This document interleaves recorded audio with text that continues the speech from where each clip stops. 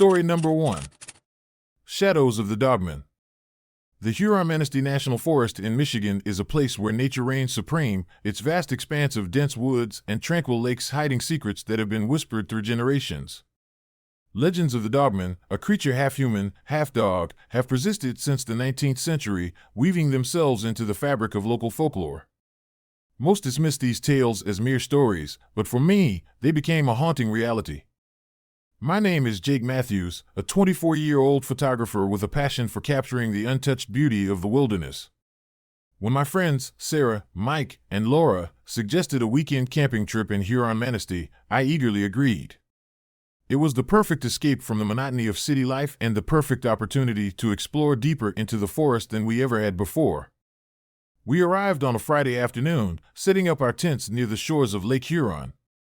The air was crisp, carrying the scent of pine and the distant sound of rustling leaves. As the sun began to set, we gathered around a crackling campfire, sharing stories and roasting marshmallows. The forest around us was alive with the sounds of nocturnal creatures, a symphony of nature that was both soothing and eerie. Around midnight, as the embers of the fire glowed softly, a piercing howl shattered the tranquility of the night. The sound echoed through the trees, a mournful cry that sent chills down our spines. The group fell silent, every eye searching the darkness for the source of the noise. Mike chuckled nervously, attempting to lighten the mood. "Probably just a wolf," he said, though his voice lacked conviction. I, however, felt an inexplicable sense of unease. The howl wasn't just a random animal call, there was a rhythm to it, a sorrow that resonated deeply within me. "Did you guys hear that?" I asked, my voice barely above a whisper. Laura, ever the skeptic, rolled her eyes. "It's probably just a coyote or something. Don't get worked up over nothing." But my intuition screamed otherwise. As the night wore on, the forest seemed to close in around us, the shadows growing longer and the sounds more ominous.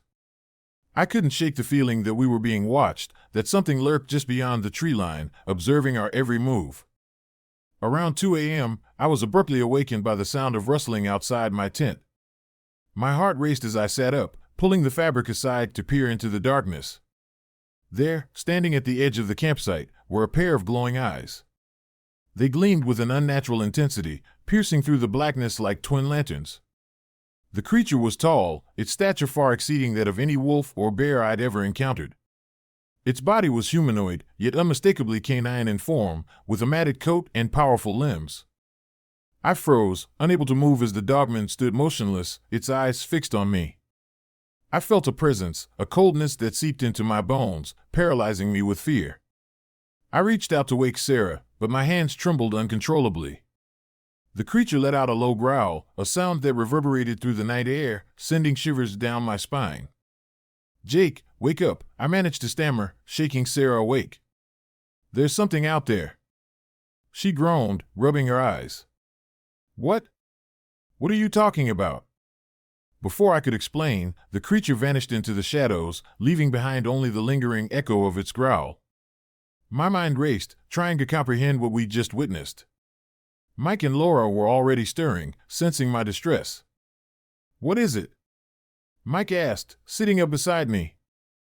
I recounted the sighting, describing the glowing eyes and the imposing figure. The group exchanged uneasy glances, the earlier bravado replaced by palpable fear. "Maybe we should pack up and leave," Laura suggested, her voice shaking. But before we could act, another howl pierced the night, louder and more desperate than the first. This time, it felt closer, more menacing. We knew we couldn't stay another minute, the forest now feeling like a cage closing in around us. Gathering our belongings in the early hours of Saturday morning, we prepared to leave, the tension between us thick with unspoken fears. As we loaded our gear into the truck, I couldn't shake the feeling that we were being followed. Every rustle of leaves, every snap of a twig, heightened my anxiety. We drove through the winding roads, the dense forest stretching out on either side, the trees whispering secrets in the wind. But no matter how far we went, the feeling of being watched lingered, an invisible presence that haunted our journey. Just as we thought we were finally escaping, the GPS began to malfunction, rerouting us back to the very campsite we had just left. "That's weird," Mike muttered, frustration evident in his voice. "We should have passed this place hours ago." I tried to override the system, but the GPS stubbornly insisted on taking us back. The road seemed to stretch endlessly, looping us back into the heart of the forest. Panic set in as we realized we were caught in some kind of supernatural trap, unable to break free from the forest's malevolent grip. Suddenly, our truck was jolted by a massive impact. We slammed on the brakes, skidding to a halt as smoke billowed from the engine. The vehicle had been flipped on its side, the front of the truck embedded in a large oak tree. We were stranded, the darkness pressing in around us as the shadows deepened. "Is anyone out there?" Laura called into the night, her voice trembling. The only response was the eerie silence of the forest, broken only by the distant howls that seemed to grow louder, more frequent. As we attempted to assess the damage, the rearview mirror caught my eye, and my blood ran cold. Standing in the reflection was the Dogman, its hollow eyes staring directly at us. It was watching us, waiting for the right moment to strike. "We need to get out of here," I urged, trying to keep my voice steady despite the terror gripping me. But as we tried to open the doors, they wouldn't budge. The locks were jammed, the windows sealed tight against the onslaught of the night. We were trapped, with the creature drawing ever closer, its presence a suffocating force that threatened to engulf us. Desperation mounting, we decided to abandon the truck and make a run for it, hoping to find shelter in the deeper woods. As we sprinted through the forest, the shadows seemed to come alive, the trees twisting into grotesque shapes, the path ahead obscured by darkness. The howls echoed all around us, the creature's pursuit relentless. "Run faster!" Mike shouted, his breath ragged and panic-stricken. But no matter how fast we ran, the forest seemed to stretch on endlessly, the trees closing in around us like the jaws of a predator. My legs burned with exhaustion, my lungs gasping for air as fear fueled every step. In the distance, I saw a faint light flickering through the trees, an old ranger station, perhaps our only hope for salvation. We pushed forward, the light growing brighter as we neared it. But as we approached, the realization hit us, we were not alone. The ranger station stood silent and abandoned, its windows dark and foreboding. The door creaked open with a gust of wind, revealing a dark, empty interior. "We have to go," Laura whispered, gripping my arm tightly. "This place feels wrong." But as we turned to flee, the door slammed shut, trapping us inside. The temperature dropped suddenly, frost forming on the windows as the shadows from the forest seeped into the building. The Dogman stood at the far end of the room, its presence filling the space with an overwhelming sense of dread. "Why are you doing this?" I demanded, trying to muster the courage to face the creature. The Dogman let out a guttural growl, its eyes burning with a malevolent intelligence. "You trespass on sacred ground. Leave now, or suffer the consequences." Desperation drove us to search for an escape, but every door and window led us deeper into the station's maze-like corridors. The shadows twisted and turned, the forest's dark magic keeping us trapped within the ranger station's walls. As fear reached its peak, Sarah remembered an old story she had heard about the Dogman, a creature that guarded the forest, punishing those who disturbed its peace. The only way to appease it was to respect the land and leave without taking anything from the forest. With trembling hands, I reached out to the creature. We didn't mean to intrude. We just wanted to enjoy the beauty of the forest. "Please, let us go." The Dogman's eyes softened slightly, the anger momentarily giving way to a sorrowful understanding. "You have seen what lies beyond.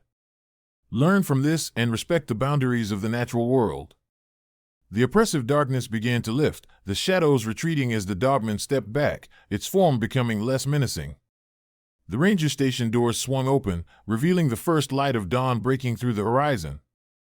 Exhausted and shaken, we stepped outside, the morning sun warming our chilled bodies. The forest around us seemed to breathe a sigh of relief, the malevolent energy dissipating with the first rays of sunlight. As we made our way back to our campsite, the forest felt different, quieter, more respectful of our presence. The legends of the Dogman were no longer just stories, they were warnings to honor and protect the wilderness that held secrets best left undisturbed. In the days that followed, we left Maplewood Estates with a newfound respect for the forest and its guardians. The experience had bonded us in ways we couldn't have imagined, a reminder of the thin line between human curiosity and nature's wrath. But sometimes, when the wind rustles through the trees and the moonlight dances on the lake surface, I catch a glimpse of glowing eyes watching from the shadows, A silent reminder that the Dogman still roams the Huron-Manistee National Forest, protecting its realm from those who dare to trespass. And so, the legend lives on, a tale of respect, fear, and the enduring mystery of the shadows that dwell within the heart of the wilderness. Story number 2. Shadows of Pine Barrens. The Pine Barrens of New Jersey have always been a place shrouded in mystery and legend. As a wildlife photographer, I, Mike Donovan, was drawn to its dense forests and serene lakes, eager to capture images of rare birds that supposedly inhabited the area. The allure of untouched nature and the promise of solitude were irresistible.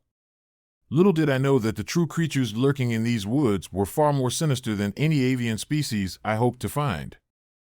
I arrived in the small town of Barnegat, the nearest settlement to the vast expanse of Pine Barrens. The town was quaint, with its historic buildings and friendly locals, but there was an undercurrent of unease that I couldn't quite place. The locals were tight-lipped about the deeper parts of the forest, and whispers of the Jersey Devil were common, though I had heard tales of another creature, the Dogman. Skeptical but intrigued, I decided to delve deeper into the forest, away from the well-trodden paths. My first few days were uneventful. I set up camp near White Lake, a secluded spot perfect for observing wildlife. The days were filled with photographing elusive birds and exploring the serene beauty of the barrens. As night fell, the forest transformed. The sounds of nocturnal creatures filled the air, and the shadows seemed to stretch and move with a life of their own. I grew accustomed to the eerie quiet, attributing it to the natural stillness of the wilderness. On the night of the full moon, a different atmosphere settled over the Pine Barrens. The moonlight filtered through the thick canopy, casting silvery beams that illuminated patches of the forest floor. I was photographing a rare nightjar when I heard it, a series of heavy footsteps breaking through the underbrush. The sound was unnerving, distinct from any animal I had encountered before. My heart pounded in my chest as I turned off my camera and reached for my flashlight. The beam of light cut through the darkness, revealing a fleeting silhouette. It was tall, towering over the trees, and its movement was swift yet deliberate. The smell of rotting flesh filled the air, and a deep, guttural growl echoed through the forest. I stood frozen, every instinct urging me to flee, but curiosity rooted me to the spot. The creature disappeared as quickly as it had appeared, leaving behind an oppressive silence. Shaken, I returned to my tent, trying to rationalize what I had seen. Perhaps it was a large wolf or a bear, though the creature's stature didn't match any known wildlife in the area. Sleep was elusive that night. As I lay awake, the image of those glowing eyes haunting my thoughts. The next morning, I woke to find the campsite undisturbed, but something felt off. As I ventured out, I noticed deep, clawed footprints embedded in the mud near my tent. They were unlike any animal tracks I had seen, large, with long, sharp claws, yet arranged in a bipedal gait. My pulse quickened as I realized these were marks left by something far more dangerous. Determined to document this phenomenon, I followed the trail, my camera ready. The footprints led me deeper into the forest, away from the familiar paths. Hours passed, and the trail seemed to disappear, swallowed by the dense foliage. Frustration and fear gnawed at me, but I pressed on, driven by the need to uncover the truth. As dusk approached, I decided to set up a trail camera, hoping to capture evidence of the elusive creature. I rigged the camera near a clearing, its lens fixed on the area where I had last seen the silhouette. Setting up camp again, I couldn't shake the feeling of being watched. The forest seemed to close in around me, the sounds of the night amplified by my heightened senses. That night, the full moon cast an ethereal glow over the clearing. I waited by the camera, anticipating another encounter. Suddenly, the same heavy footsteps echoed through the forest. My breath caught as I turned to see a hulking figure emerging from the shadows. The Dogman, as the legends had it, was real. Its form was grotesque, muscular and humanoid, yet covered in coarse fur, with elongated limbs and a head resembling that of a large dog. Its eyes glowed an unnatural amber, fixing me with an unblinking stare. I reached for my camera, desperate to capture evidence, but the Dogman advanced with a predatory grace. The smell of decay was overpowering, and the ground beneath me seemed to pulse with a dark energy. I backed away slowly, my mind racing to find an escape route. The creature's growl resonated in the stillness of the night, a sound that sent chills down my spine. Before I could react further, the Dogman lunged, its claws raking the air where I had just stood. I stumbled backward, falling to the ground as it circled me, its presence a living nightmare. Panic surged through me as I scrambled to my feet, frantically searching for a weapon or a means of defense. But the creature moved too swiftly, closing the distance between us with terrifying speed. Just as the Dogman reached out to strike, a blinding flash of light erupted from the forest, momentarily stunning both of us. I seized the opportunity to run, sprinting through the underbrush, branches whipping against my face as I navigated the labyrinthine forest. The Dogman's growls followed me, a constant reminder that I was not safe. I didn't stop until I reached the edge of the forest, gasping for breath, my heart pounding in my chest. Looking back, I saw the Dogman standing at the boundary, watching me with those unearthly eyes before vanishing into the shadows once more. Trembling, I realized that my pursuit of the truth had led me into a deadly game of cat and mouse with a creature of legend. The following days were a blur of fear and obsession. I couldn't shake the encounter, the image of the Dogman etched into my mind. I reviewed the footage from my trail camera, hoping to find something I had missed. To my horror, the camera had captured several more glimpses of the creature, each more menacing than the last. The footage was grainy, but the presence of the Dogman was undeniable. Determined to uncover the history behind this beast, I delved into local archives and old newspaper clippings. What I found was a chilling tale of a man named Elias Grayson, a hermit who had lived in the Pine Barrens during the late 1800s. Grayson was a recluse, rumored to have dabbled in dark magic and forbidden rituals. When a series of disappearances plagued the area, suspicion fell on him. One fateful night, a fire consumed his isolated cabin, killing him and leaving his fate a mystery. Some believed his spirit had been twisted by the dark arts he practiced, transforming him into the Dogman, a guardian of the forest, punishing those who trespassed or disturbed his domain. Armed with this knowledge, I realized that the Dogman was not just a random creature of the night, but a manifestation of a tortured soul, bound to the Pine Barrens by his own malevolent curse. The legends were more than just stories, they were warnings to respect the boundaries of nature and the spirits that dwelled within. Determined to find a way to break the curse and free the Dogman from his eternal torment, I sought out local folklore experts and old-timers who had grown up hearing the tales. One man, Old Tom, who had lived in the Pine Barrens his entire life, agreed to help me. He believed that the only way to pacify the Dogman was to perform a ritual of appeasement, acknowledging Grayson's suffering and offering peace.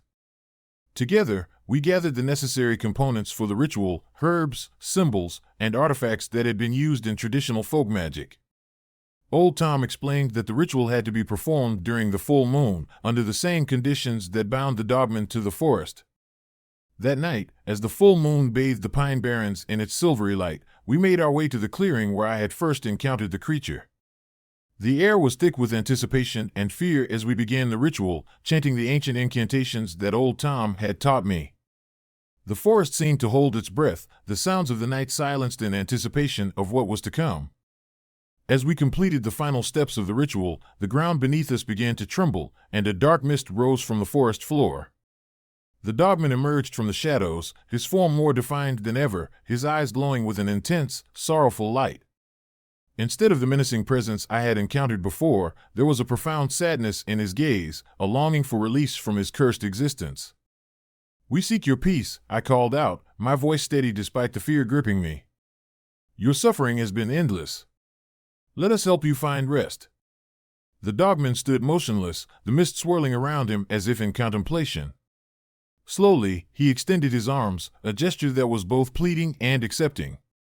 The air grew warmer, the oppressive darkness lifting as the ritual took hold. The Dogman's form began to dissolve, his presence fading into the night as the curse that bound him was finally broken.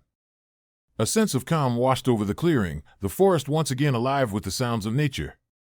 The Dogman had been freed from his eternal torment, his spirit finally finding the peace it had long been denied.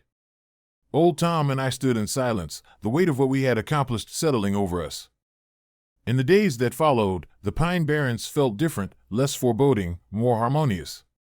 The legends of the Dogman persisted, but they were now tales of a tragic soul who had been freed, a reminder of the importance of respecting the balance between humanity and nature. I returned to Chicago with a newfound respect for the mysteries of the natural world and the stories that bind us to the places we inhabit. The Pine Barrens had taught me that some legends hold a kernel of truth, and that understanding and empathy can bridge the gap between the living and the restless spirits of the past. But every now and then, when the moon is full and the winds whisper through the trees, I catch a fleeting shadow in the corner of my eye, a silent guardian watching over the Pine Barrens, ensuring that the peace we fought for is maintained. It's a reminder that even in the most tranquil places, the echoes of the past linger, waiting for those brave enough to listen and those wise enough to respect their stories. And so, the legend of the Dogman lives on, not as a creature of fear, but as a symbol of redemption and the enduring power of compassion in the face of darkness. Story number 3. Dogman of Texas Hill Country. The sun was beginning its slow descent over the rugged expanse of Texas Hill Country, painting the limestone hills and sprawling fields in hues of gold and crimson. My name is James Walker, a 34-year-old freelance writer with a penchant for exploring the unknown corners of the world. This trip was supposed to be a simple visit to our old friends, Mike and Laura, who had settled in the heart of the hill country a few years back. But what started as a leisurely drive was about to plunge us into a nightmare that would haunt us forever. Sarah and I had been planning this getaway for months. We needed a break from the relentless pace of city life, a chance to reconnect and escape the memories that weighed heavily on us both. As we navigated the winding roads flanked by towering oak trees and cascading waterfalls, the tranquility of the landscape provided a much-needed respite.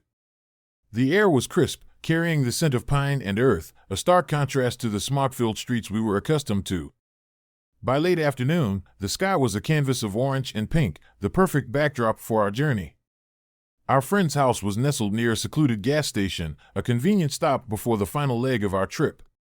As dusk settled in, we decided to pull over for the night, the comforting glow of the gas station's lights promising a safe haven in the wilderness. We arrived just as the sun dipped below the horizon, the sky now a deep shade of purple. The gas station was small, with a few pumps lining the gravel lot and an old convenience store that looked like it hadn't been renovated in decades. Mike and Laura greeted us warmly, their smiles genuine and eyes reflecting the peace they had found in their new home. After settling in, we decided to take a leisurely stroll around the property, enjoying the serenity that enveloped us. The hill country was beautiful, but there was an underlying sense of isolation that made the vastness of the landscape feel almost oppressive. As night fully claimed the sky, we returned to the comfort of our friend's home, the flickering lights of the gas station casting long shadows across the yard.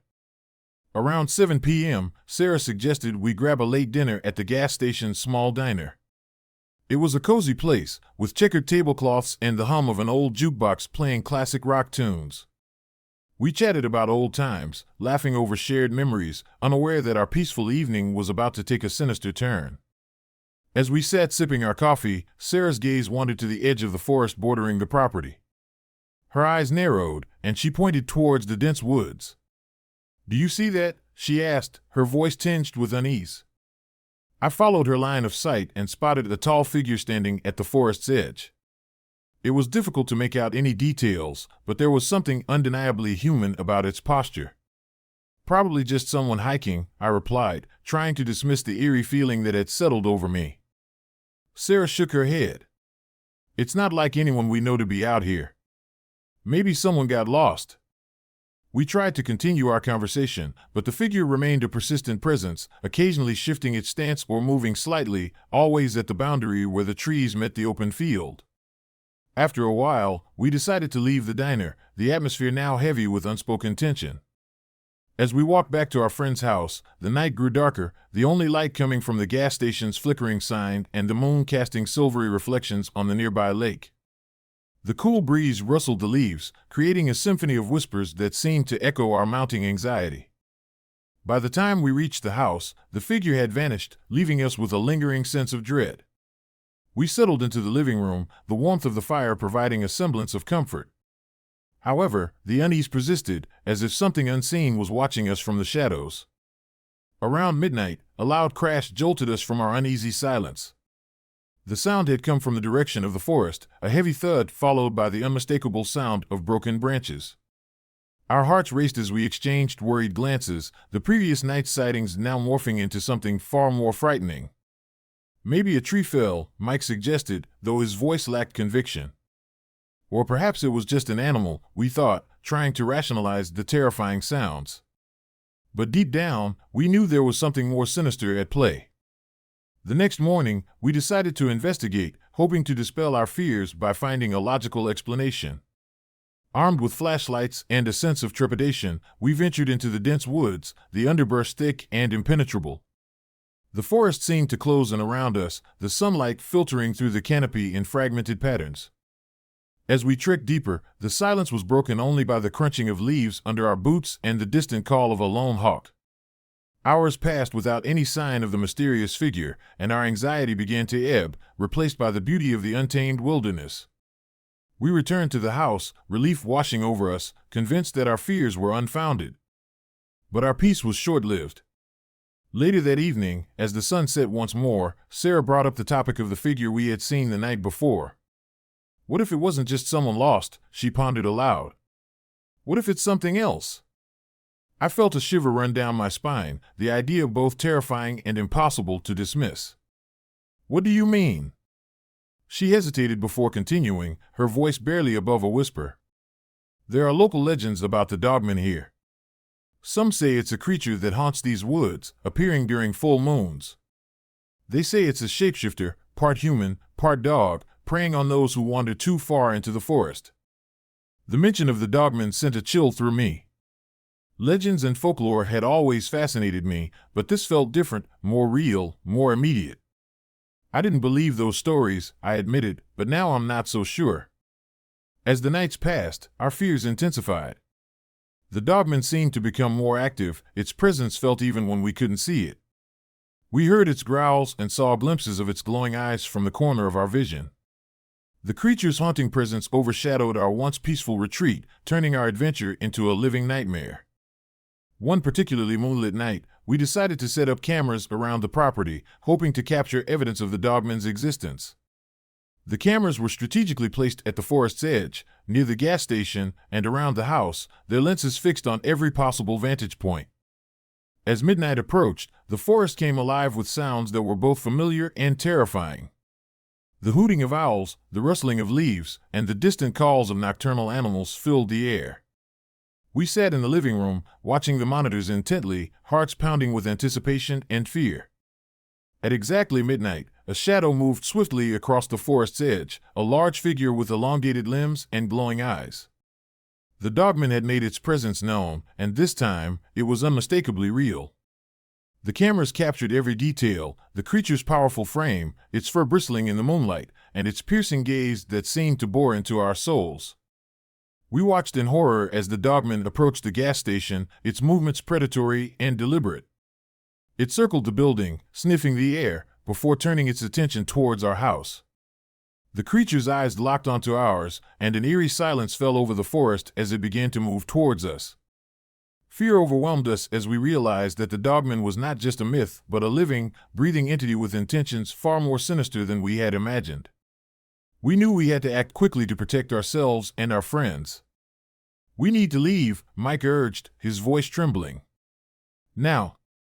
But as we scrambled to gather our belongings, the Dogman let out a deafening roar, its presence filling the room with a palpable sense of malevolence. The windows shook, the glass threatening to shatter, and the doors groaned under the creature's forceful approach. Desperation drove us to make a run for the door, but the Dogman was too fast, its powerful legs propelling it forward with terrifying speed. It lunged at us, claws outstretched, eyes burning with an unholy intensity. We barely managed to escape, sprinting towards our vehicle with the creature in hot pursuit. The forest seemed to warp around us, the trees twisting into grotesque shapes, and the path ahead disappearing into an impenetrable darkness. The Dogman's growls echoed through the woods, a relentless reminder that we were not safe. Just as we reached the gas station, the creature halted, its eyes still fixed on us. We didn't dare look back as we piled into the truck, hearts racing and breaths ragged. As we sped away, the Dogman let out a final, blood-curdling howl, its presence lingering in the rearview mirror like a shadow that refused to let go. Breathing heavily, we made our way back to the house, our minds reeling from the night's terrifying events. The cameras had captured everything, but no amount of evidence could alleviate the fears that gripped us. We knew that the Dogman was not just a creature of legend, but a relentless predator with no intention of letting us go. The next morning, we contacted the local authorities, sharing the footage and our experiences. The police were skeptical, dismissing our claims as products of overactive imaginations fueled by local folklore. They advised us to stay indoors and avoid the forest, but their lack of support only deepened our sense of isolation.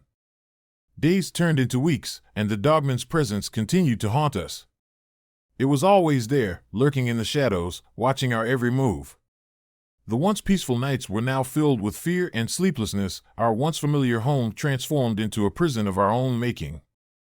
Determined to find a way to rid ourselves of the creature, we sought out local historians and folklore experts, hoping to uncover the origins of the Dogman and find a weakness we could exploit. We learned that the Dogman was believed to be the spirit of Elias Grayson, a man who had lived in the hill country in the late 1800s. Grayson had been a reclusive figure, rumored to have dabbled in dark magic and forbidden rituals. When a series of brutal murders and disappearances plagued the area, Grayson became the prime suspect, though no evidence was ever found to convict him. Legend had it that Grayson's spirit had been transformed into the Dogman, a guardian of the forest that punished those who dared to intrude upon its sacred grounds. Some believed that performing certain rituals could appease the creature, while others dismissed it as mere superstition. Armed with this knowledge, we decided to confront the Dogman head-on, hoping that by understanding its origins, we could find a way to break the curse that bound it to our lives. We ventured back into the forest, this time with a sense of purpose, determined to uncover the truth and free ourselves from the Dogman's relentless pursuit. As we navigated the dense underbrush, the forest seemed to watch us, the shadows deepening and the air growing thick with tension. We reached a clearing, the same spot where we had first encountered the creature. The moon hung high in the sky, casting an ethereal glow over the landscape. In the center of the clearing stood an old, decrepit cabin, the last known residence of Elias Grayson. The structure was barely standing, its roof caved in and the windows shattered, but it held an undeniable presence, a dark energy that permeated the air. "We have to go inside," Sarah whispered, her voice barely audible over the sounds of the forest. "Maybe we'll find something that can help us." With a deep breath, we approached the cabin, the door hanging off its hinges like the jaws of a beast. Inside, the air was heavy with the scent of decay and burnt wood. The remnants of Grayson's life were scattered throughout the room, old books, strange symbols etched into the walls, and a broken mirror that reflected the moonlight in fractured patterns. As we explored the cabin, we found a journal buried beneath a pile of ashes. The pages were yellowed and brittle, the ink faded but still legible. It was Grayson's journal, detailing his descent into madness and his experiments with dark forces in a desperate bid for power and protection.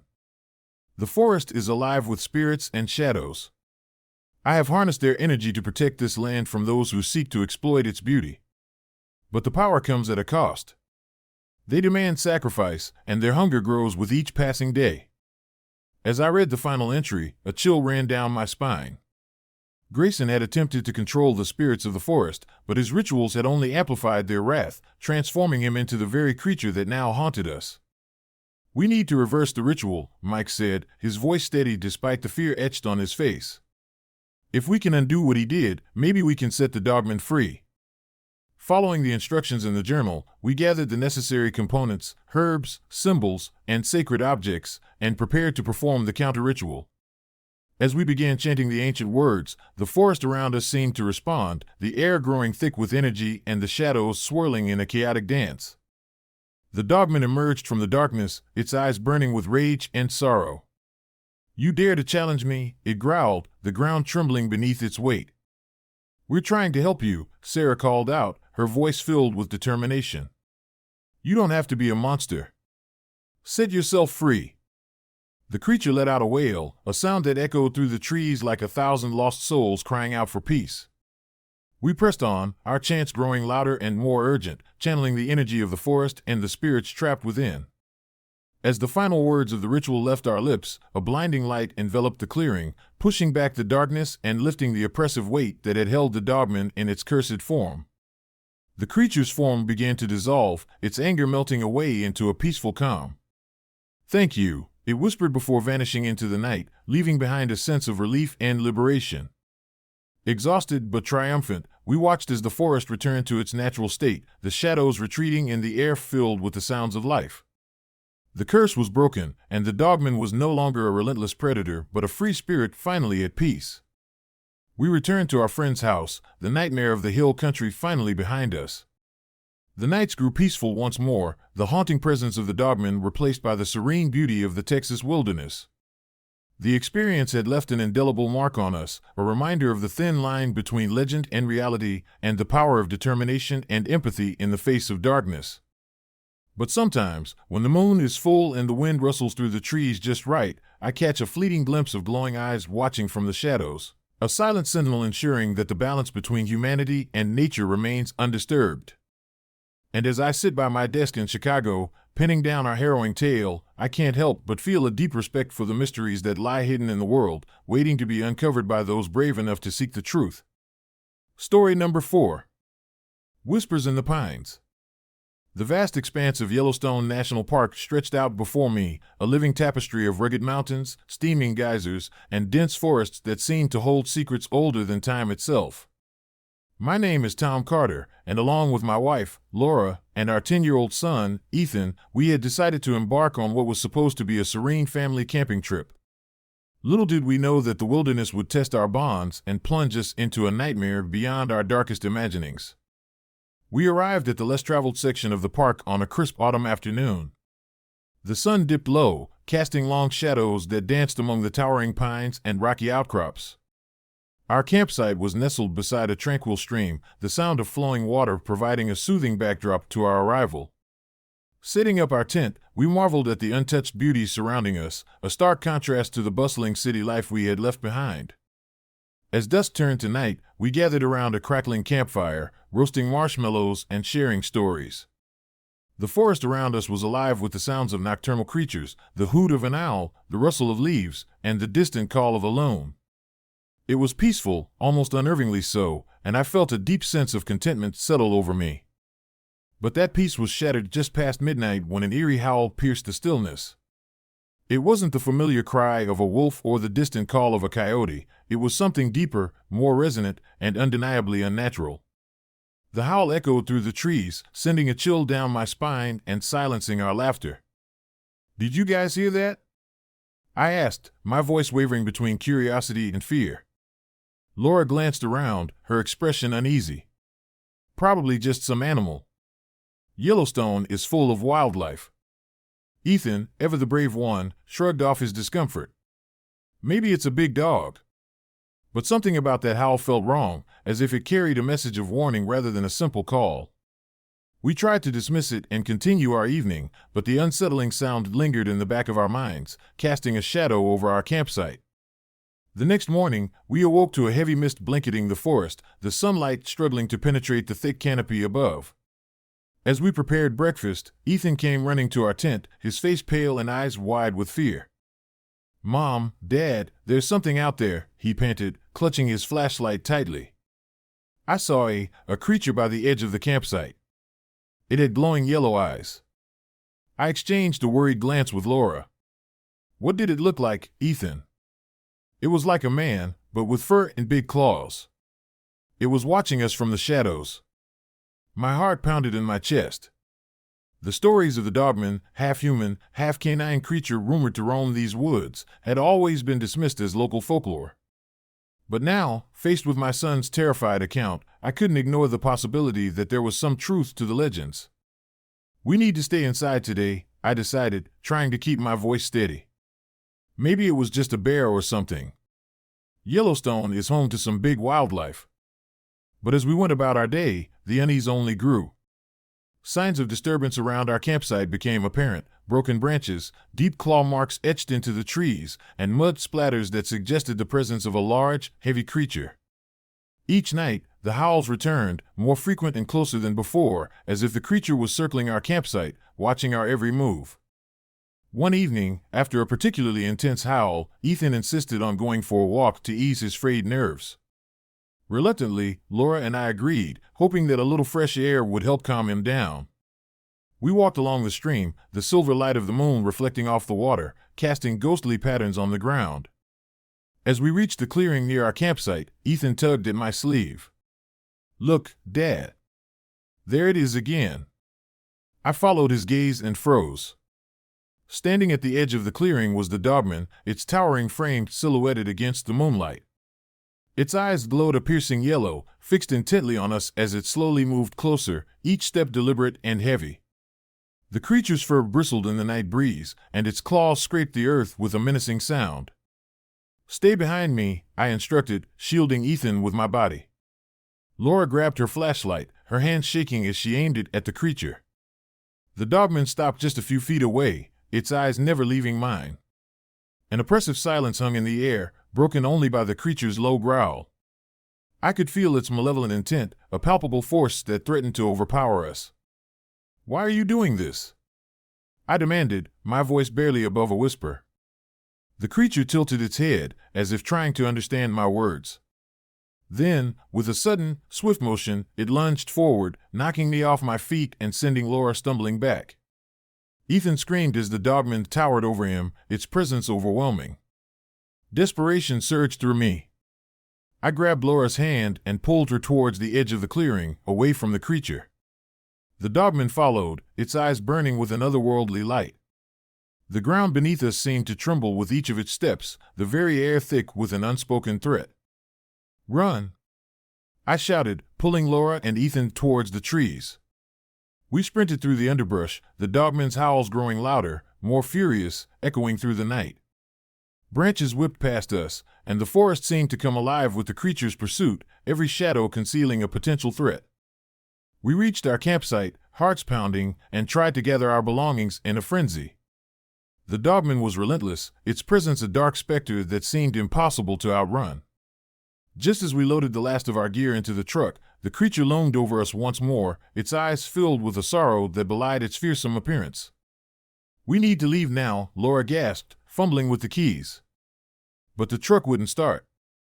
Panic set in as we realized we were trapped, the forest closing in around us like a living nightmare. The dogman approached, its form blurring at the edges as if it were a shadow given flesh. I could feel its despair, the same sorrow that had turned it into a monster. In a moment of clarity, I remembered the stories about the dogman, about Elias Grayson, a man who had been cursed by the spirits of the forest after a tragic accident years ago. Legend had it that the dogman was his restless spirit, bound to the woods, seeking redemption and release from its eternal torment. "We have to help it," I whispered, realizing that our survival depended not just on fleeing, but on understanding the creature's pain. Laura nodded, her fear tempered by a newfound resolve. "What do we need to do?" I recalled the tales of rituals performed to appease the spirits, of offerings made to honor their memories. Gathering my thoughts, I began to speak, my voice steady despite the fear gnawing at me. "You're not just a monster," I called out to the dogman. "You're Elias Grayson. Let us help you find peace." The creature hesitated, its form wavering as if torn between rage and sorrow. I reached into my backpack, pulling out a small, worn journal I had found during our research at the ranger station. It contained notes and sketches about the dogman, Elias Grayson's story, and the rituals that could potentially break the curse. "Look," I said, holding up the journal. "We know your story. We can help you." The dogman lowered its head, the tension in the air palpable. I took a deep breath and began to recite the incantations from the journal, the words ancient and powerful, intended to honor Elias's memory and release his spirit from the curse.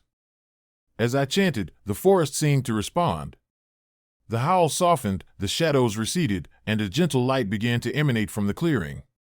The dogman's form became less menacing, the sorrow in its eyes giving way to a sense of longing for release. With each passing moment, the ritual took hold, the oppressive darkness lifting as the spirits of the forest acknowledged our efforts. The dogman let out a final, mournful howl that echoed through the trees, a sound of both release and acceptance.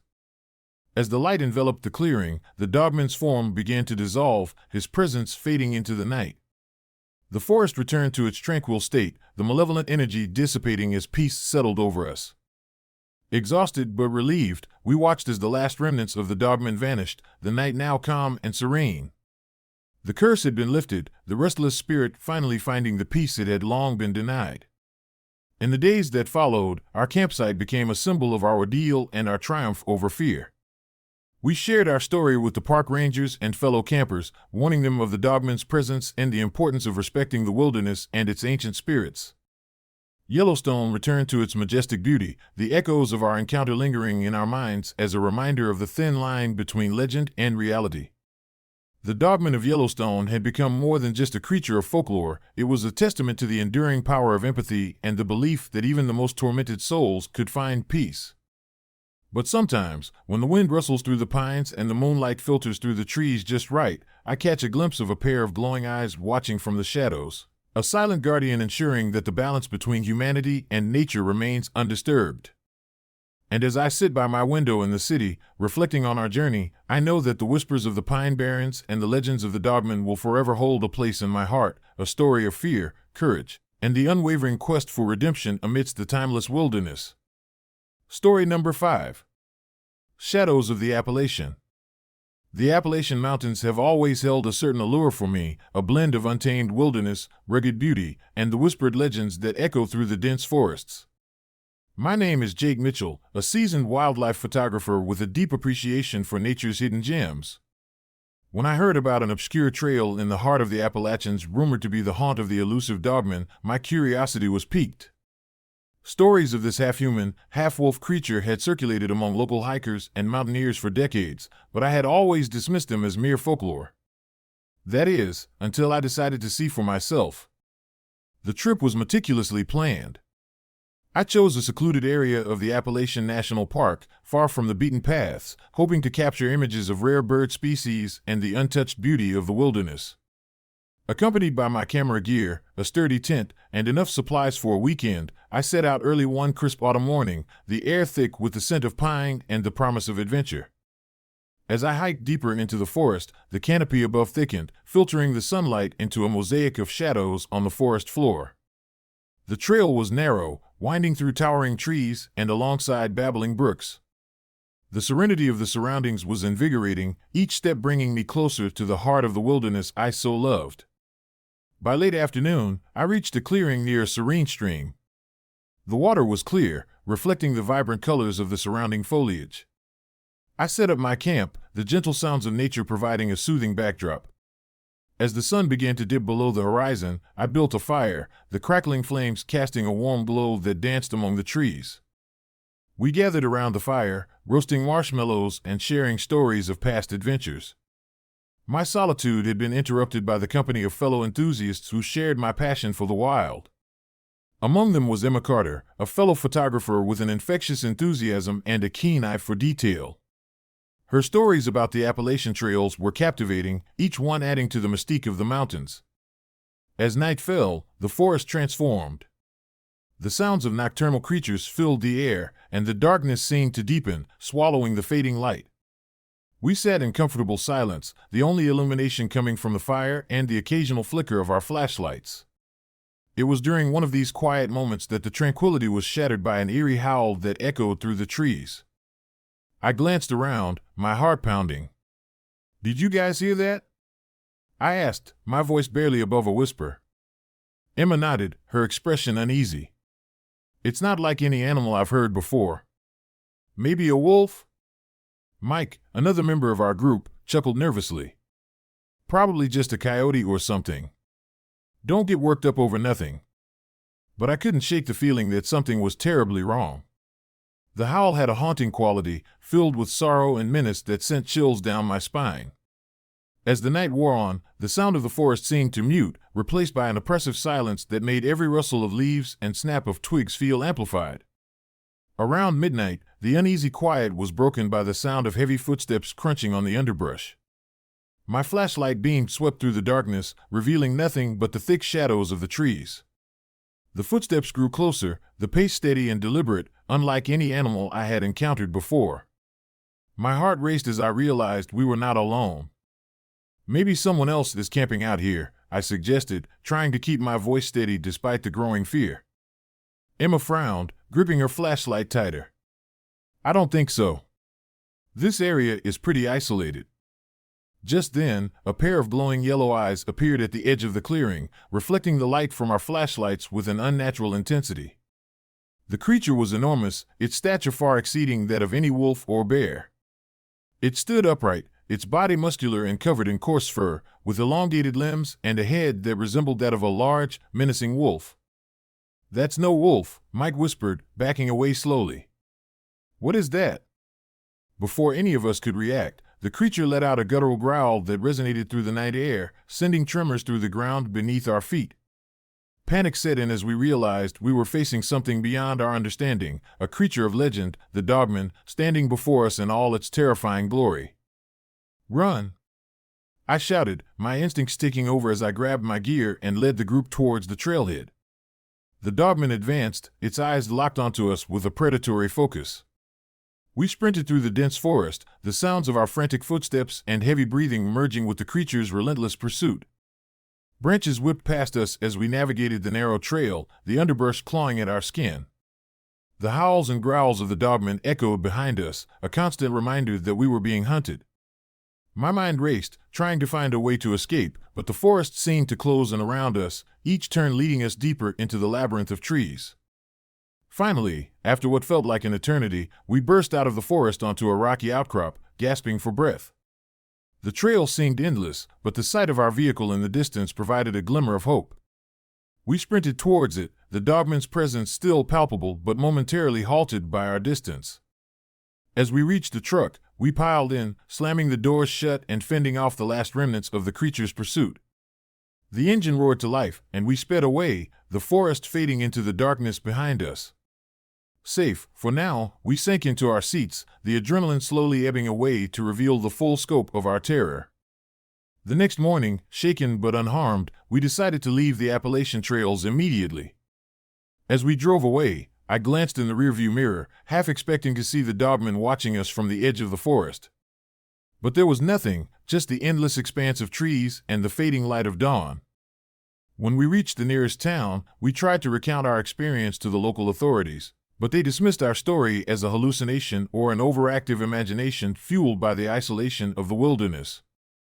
Emma, always the skeptic, struggled to reconcile the rational explanations with the undeniable evidence we had faced. Determined to understand what we had encountered, I delved into the local legends and folklore of the Appalachian Mountains. The tales of the Dogman were pervasive, each story adding layers to the creature's mysterious existence.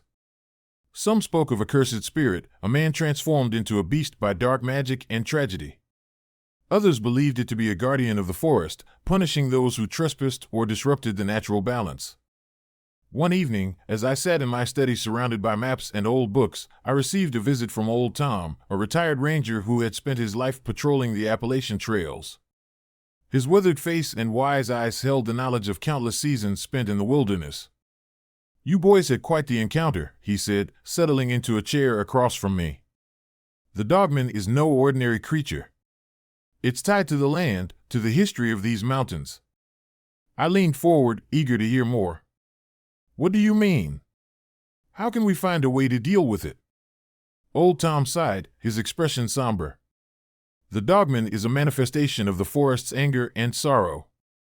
To appease it, you need to understand its origins, to respect the land and the spirits that dwell within. It's not something you can easily combat with force. You need to find balance, to honor the past and seek forgiveness." Determined to make things right, Emma and I decided to return to the site of our encounter, armed with the knowledge we had gained from Old Tom. We knew it wouldn't be easy, but we were driven by a sense of responsibility and a desire to protect others from the terror we had faced. As we prepared for our return trip, the stories of those who had encountered the Dogman served as both warnings and guides. We packed the necessary supplies, including symbols of respect and offerings to honor the spirits of the forest. The journey back to the Appalachian trails was filled with a mix of fear and determination, each step bringing us closer to the heart of the mystery. Upon reaching the clearing where we had first seen the Dogman, the forest seemed to welcome us with an eerie stillness. The sun was beginning to set, casting long shadows that danced among the trees. We set up our camp, this time with a purpose beyond exploration, to seek understanding and redemption. That night, as we sat around the fire, we began the ritual Old Tom had described. We placed the offerings around the clearing, each one symbolizing our respect for the land and our plea for peace. We chanted the ancient words, our voices merging with the sounds of the forest, hoping to bridge the gap between humanity and the restless spirit of the Dogman. As the ritual progressed, the air grew thick with energy, the boundaries between the natural and supernatural blurring. The shadows deepened, and the howls of the dogman echoed through the trees, but this time there was a sense of sorrow rather than menace in the sounds. We felt a connection, a mutual understanding that transcended words. Suddenly, the dogman appeared once more, its glowing eyes fixed on us with a mixture of pain and acceptance. Instead of attacking, it stood still, its presence now tinged with a quiet sorrow. We continued our ritual, our voices steady as we offered our apologies and sought its forgiveness. The creature's form began to shimmer, the darkness surrounding it dissipating as a serene calm settled over the clearing. The dogman's eye softened, and it let out a final, mournful howl before fading into the night, leaving behind a sense of peace and closure. Exhausted but hopeful, Emma and I watched as the forest reclaimed its tranquility, the oppressive energy lifting as the dogman was finally freed from its eternal torment. We knew that our actions had made a difference, restoring balance to the Appalachian wilderness and honoring the legacy of those who had come before us. As we packed up our gear and prepared to leave, the first light of dawn broke through the trees, illuminating the mountains in a golden glow. The legends of the dogman would continue to live on, but now they carried a message of respect and understanding, a reminder that even in the face of fear, compassion and reverence for nature can pave the way for harmony.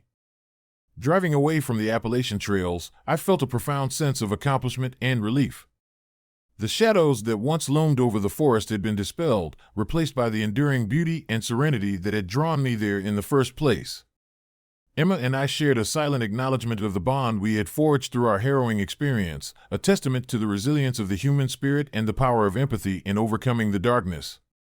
But sometimes, when the wind rustles through the trees and the moon casts silvery reflections on the rolling hills, I catch a glimpse of glowing eyes watching from the shadows, a silent guardian ensuring that the balance between humanity and nature remains undisturbed. It's a comforting thought, a reminder that the legends of the Appalachian Mountains are not just tales of terror, but also stories of redemption and the enduring connection between man and the wild. And as I continue my journey as a wildlife photographer, capturing the untamed beauty of the world, I carry with me the lessons learned from the shadows of the Appalachian trails. Respect for the land, understanding of its secrets, and the courage to face the unknown are the keys to preserving the harmony between humanity and the wilderness.